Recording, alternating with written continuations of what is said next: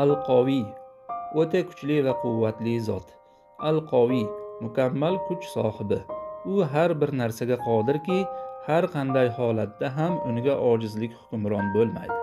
U shu darajada quvvat egasiki, uning azamati oldida barcha kuch yo'q bo'lib ketadi. Al-Qoviy g'olib bo'lib mag'lub bo'lmaydi. Panoh so'ralib unga talpiniladi.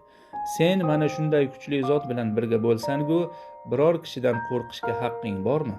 Madomiki sen Alloh bilan birga ekansan, senga kim ham bas kela olar edi?